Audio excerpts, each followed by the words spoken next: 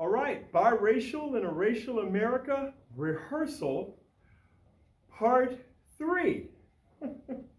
So I am not nailing this third part, so I am really working on it and struggling. But, I guess if it's not easy, maybe it's worthwhile. So let's mark it, start my time. All right, Biracial in a Racial America, Part 3. In Part 1, just to recap, I tried to discuss the relevance of race using general and specific examples from my life. I'm 63, and I vividly remember my early teens. When I was 13, I became a citizen of the United States formally, also was baptized into the Christian faith. So I have very good recollection of my teenage years, going into college, and the experiences growing up in Williamsburg. And I talked about different communities.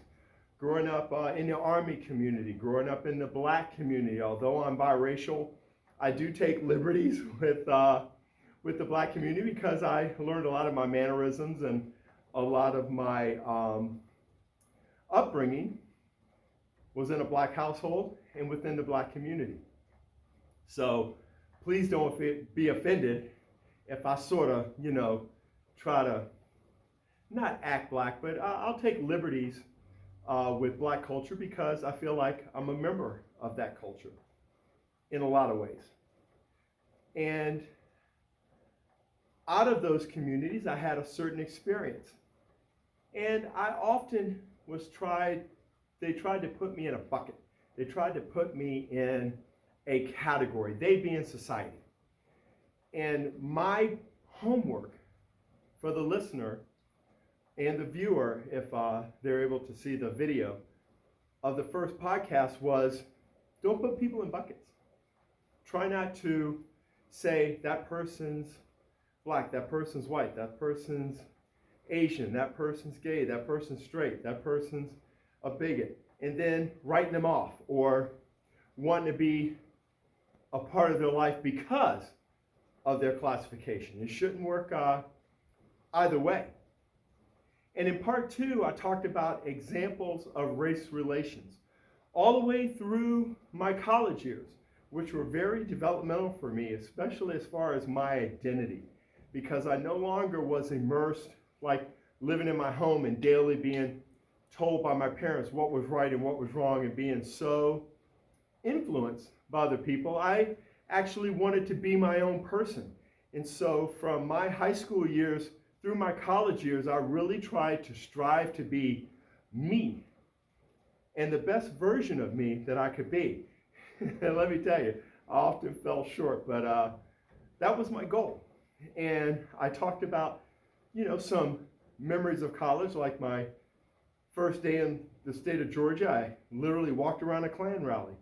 I talked about getting death threats, but I also had pleasant memories of being given a responsibility of managing a fitness center, co-managing a fitness center, and being recruited out of college before I even graduated. So there were a lot of blessings, and I'm sure if somebody would have just put me in a racial category and eliminated me because I was biracial or they perceived me to be a minority, I would imagine I wouldn't have been able to get very many opportunities if race had been all-encompassing and the only qualifier like it was for many years in this country. It didn't matter what your education was or what your qualifications were.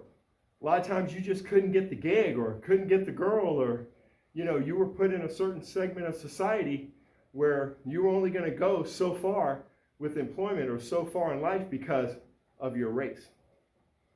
My homework at the end of Part 2 was, I called it Love and Transformation. Of course, I did explain that as a follower of the teachings of Jesus Christ, that I'm a constant work in progress. And I want you as the viewer and the listener, and us as a society here in the United States, and as a world society, to work on ourselves, to work on our environment in our homes and in our societies, therefore making the world a better place. That's my hope and my prayer.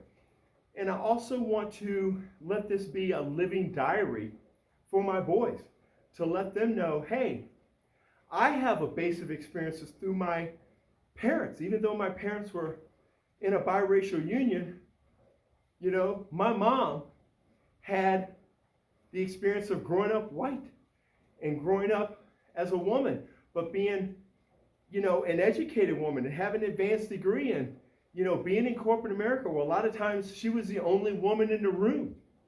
And then a dad who, had to kind of struggle with his own identity growing up.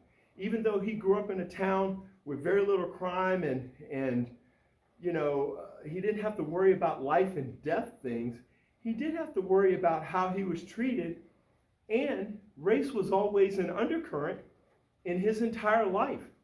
So I take those two experiences, combine it with my own experience, and I can forge my way. I feel like everybody has the white perspective or the black perspective. I feel like it's been put out there so many different times. Let's face it, you take away the minority experience, everything else is the white experience, right?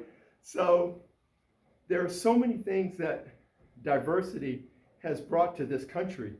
And this country, as far as the world is concerned, pretty young.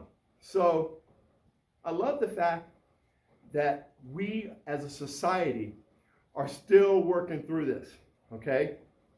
And you see it every day. At the time of this podcast, there was an assassination attempt of a leading political candidate.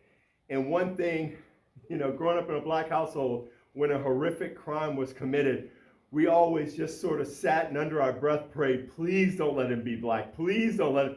And the first thing I thought when I saw that somebody had taken a shot at a presidential candidate, I'm like, please don't let them be black.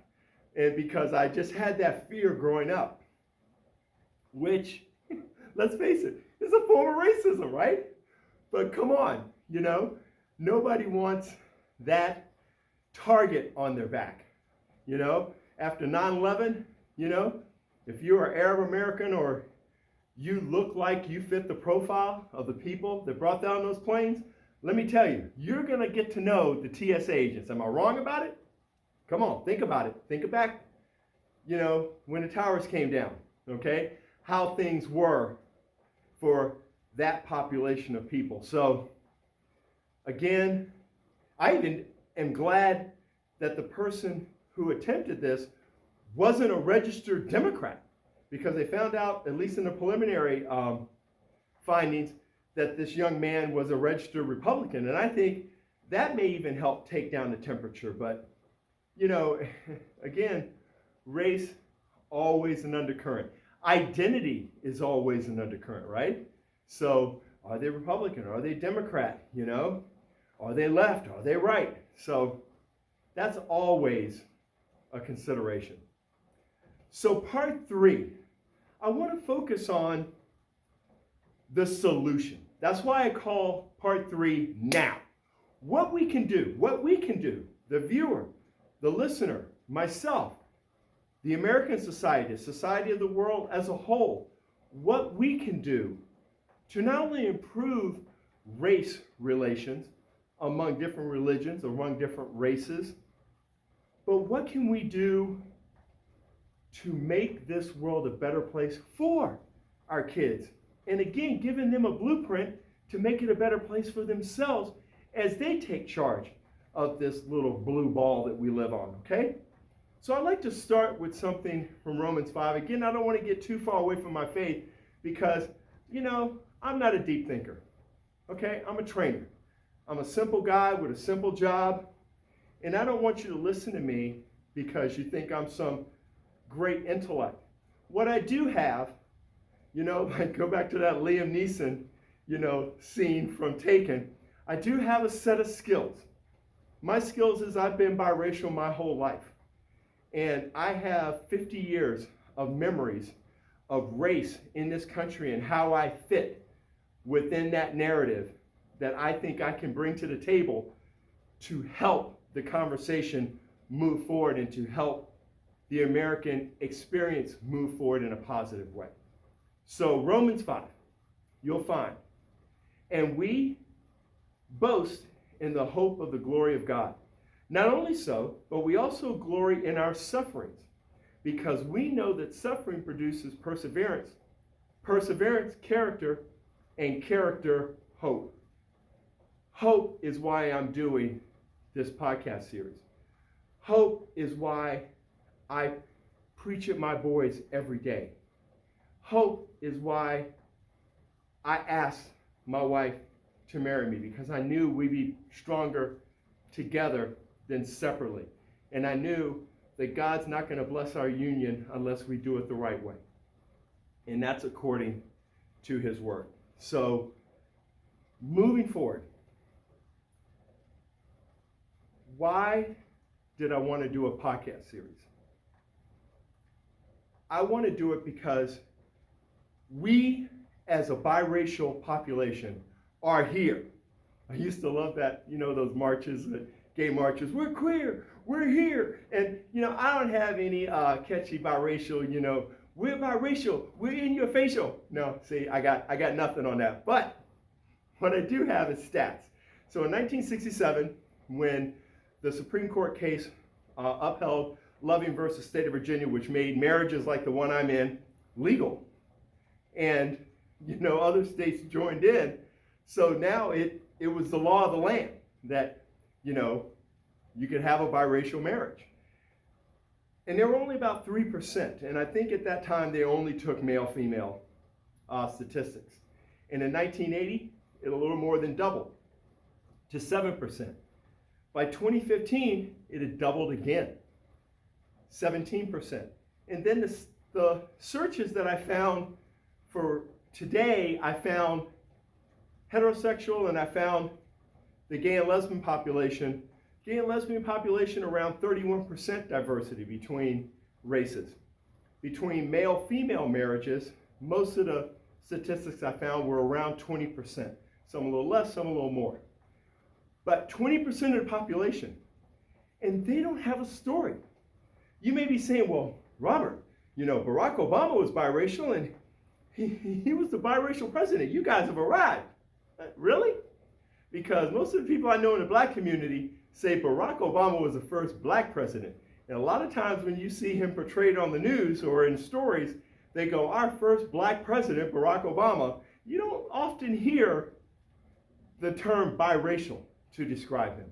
At least I haven't in the people I talk to. So maybe your experience has been different. If it has, please excuse me. But I think that the biracial thing is overlooked a lot until they got that birth certificate, and then they had to talk about the father and the mother. But other than that, first black president. Okay, so I think there's a reason we need to talk about 20% of the population. And the fact that that's going to grow, right? It's the few stats that I gave, they double every so number of years, right? So my boys are going to be others. Even though, they're a third minority, they're still a minority. They can't just check white. They can't just check black. They're going to have to check other with a little bit of description in there, okay? So you no longer have just a white and a black America. You have an Asian America. You have a biracial America. You have a Hindu America. You have all sorts of different races, religions, and ethnicities that need to be accounted for and need to be respected. And the solution to this problem I actually get from the news and from my industry. Let me explain. So over the past week, in addition to the horrific shooting, some VIPs died. Shannon Doherty, I believe she was famous for the show 90210. Dr. Ruth, remember the short little white lady that had the accent? And see, I'm using race as a description, which is fine. I think, using race to describe people is A-okay. But using it to treat them a certain way, not. So, I digress. How about Richard Simmons, okay? Right up my alley in the fitness industry, right? He started with the videos and the shorts and the sequin tops and just had $1 million personality, right? And he started a deal a meal in the Richard Simmons Anatomy Asylums and different things, but he was also an entertainer, right? So I've seen him on David Letterman, I've seen him on millions of talk shows. He was a personality. But all of them had their little 2-minute blurb on the news.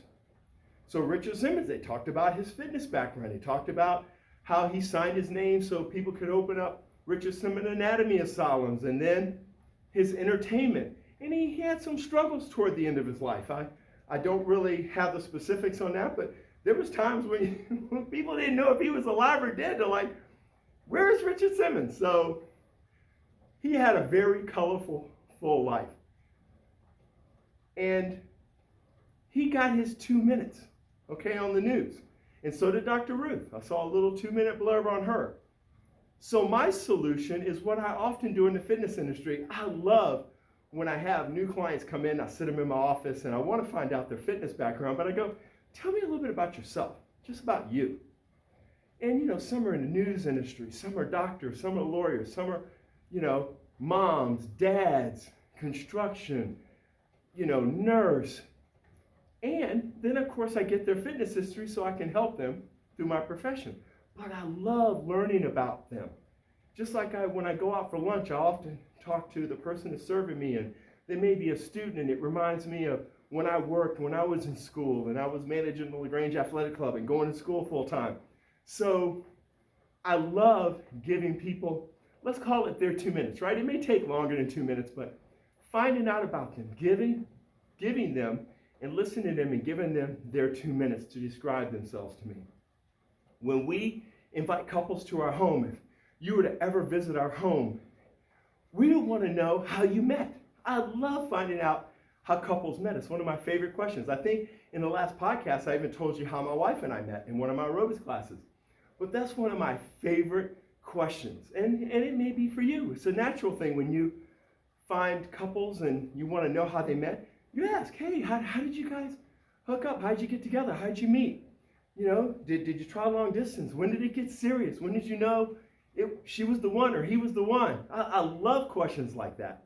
So again, giving the couple time to tell their story. And once you give people time to tell their story, evaluate, right?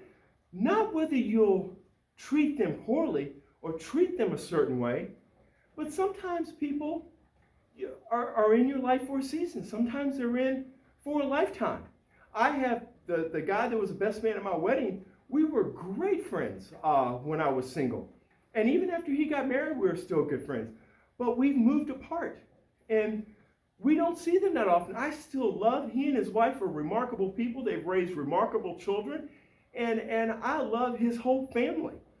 And we've sort of been there for each other. When my mom passed away, he was at my mom's funeral when, you know, his dad passed away. I remember going to the home of his mom and just telling her that, you know, there was so much love in your home that even a wayward fitness guy was welcome, and you always made me feel part of your family. And that translated to her son. He's just a loving guy, and his family's a loving family, I think, because of his upbringing.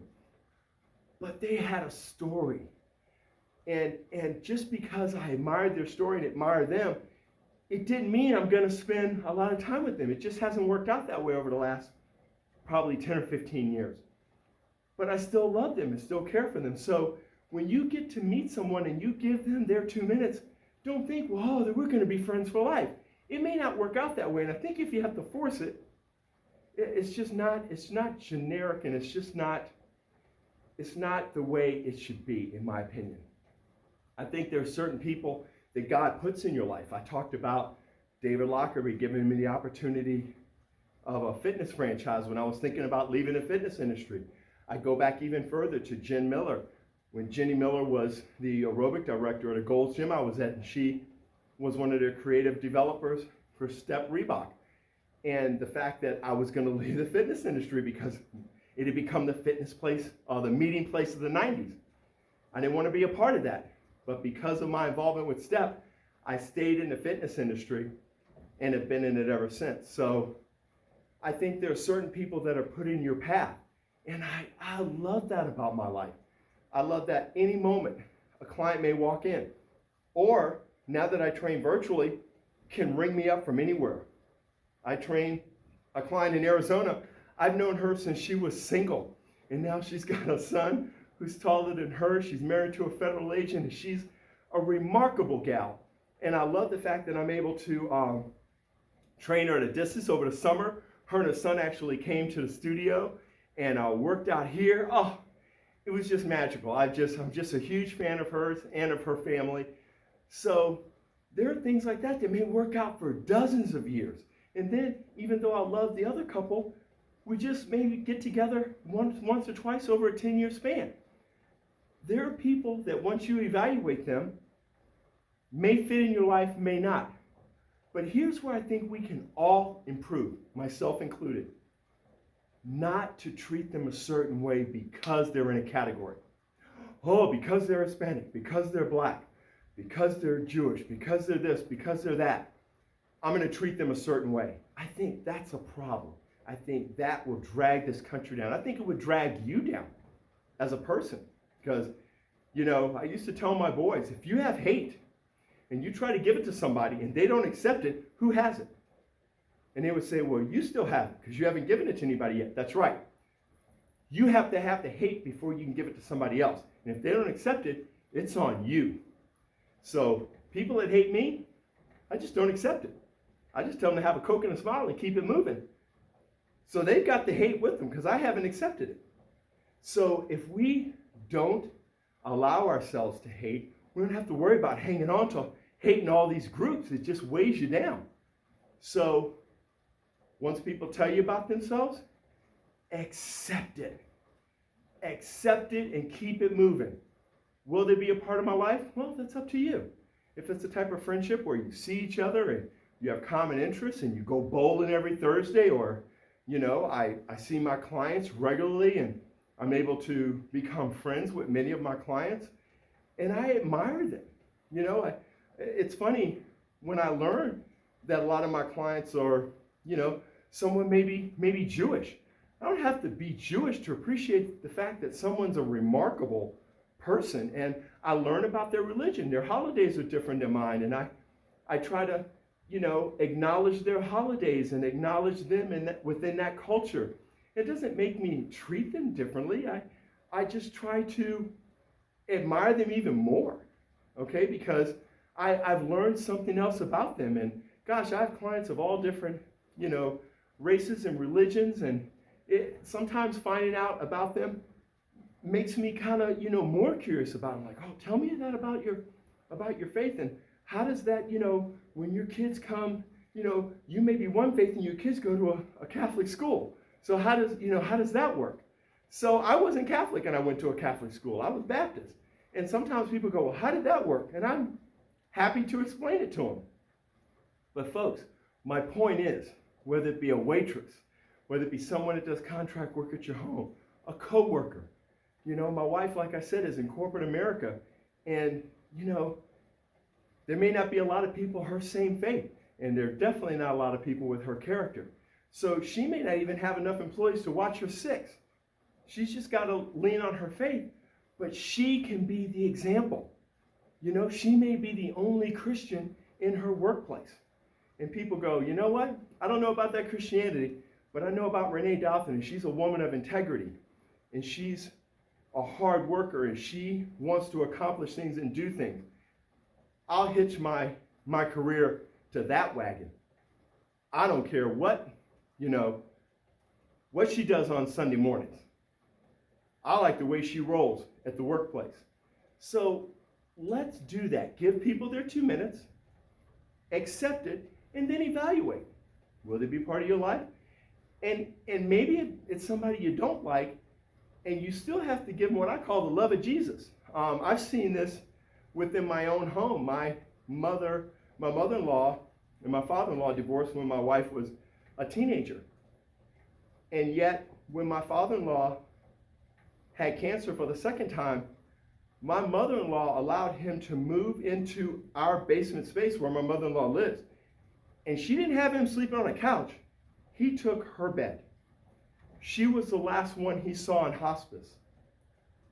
I have never seen the love of Jesus in my house demonstrated like that. That was absolutely amazing. She didn't have to give this guy the time of day, and yet that's how she acted.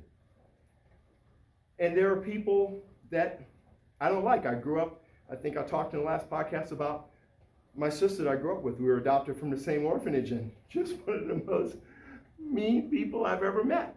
But yet, if she were homeless, we would find room in our home to house her and either of her two boys until she was able to get back on her feet. I know we would do that as a family.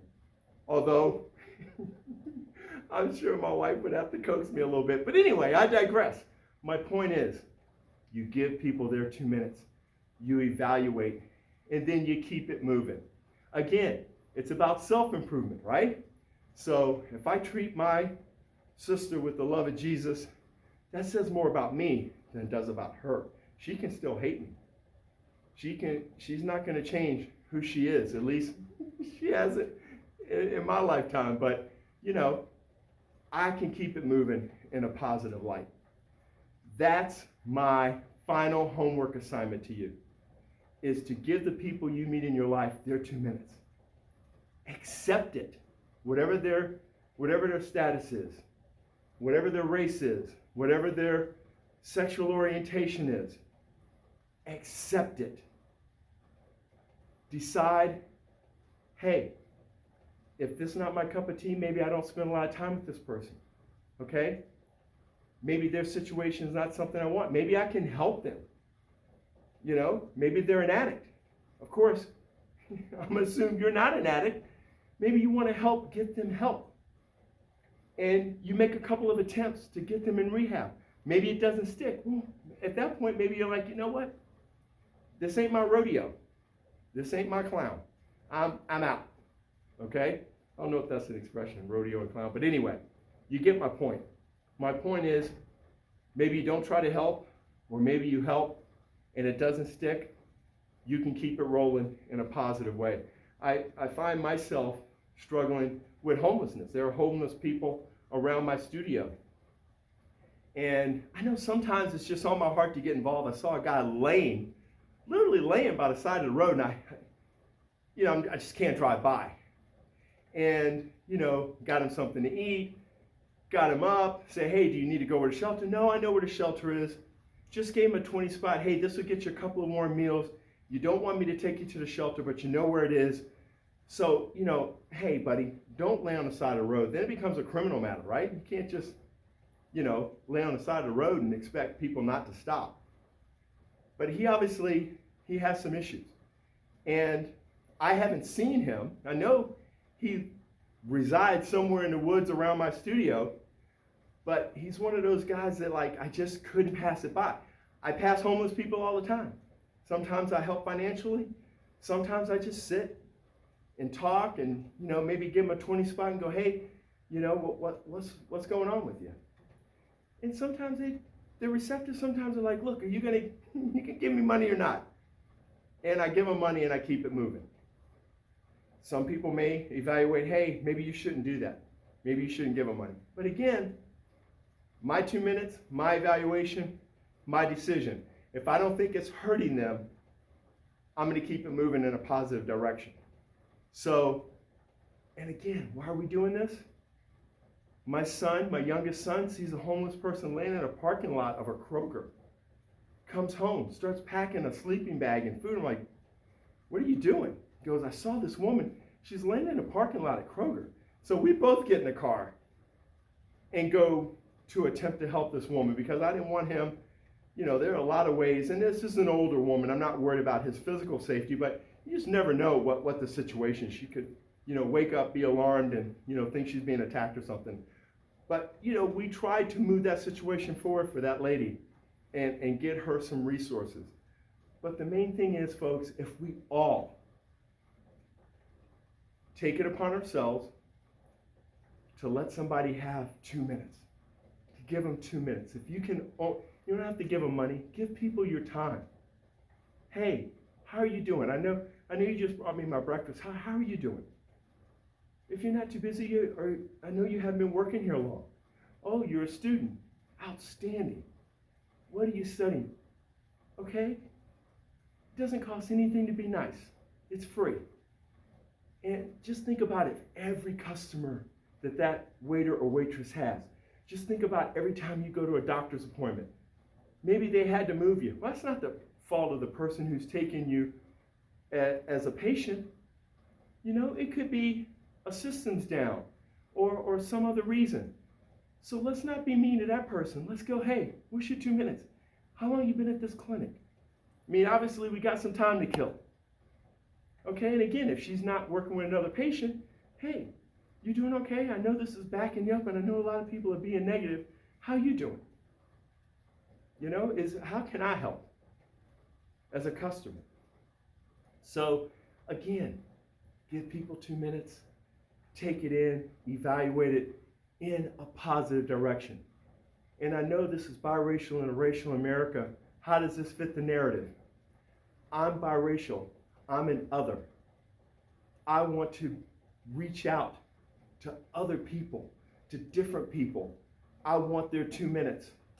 I want to evaluate how I and that person can keep it moving forward in a positive direction. And I think if we all did that, it excites me how amazing this country and this world could be if we all did that. That's my solution from my profession and my angle and my biracial experience. If yours is different, hey, start a podcast. Contact me, We'll do one together. How about that? But folks, I pray that every day you meet remarkable people and you are that remarkable person that someone else meets.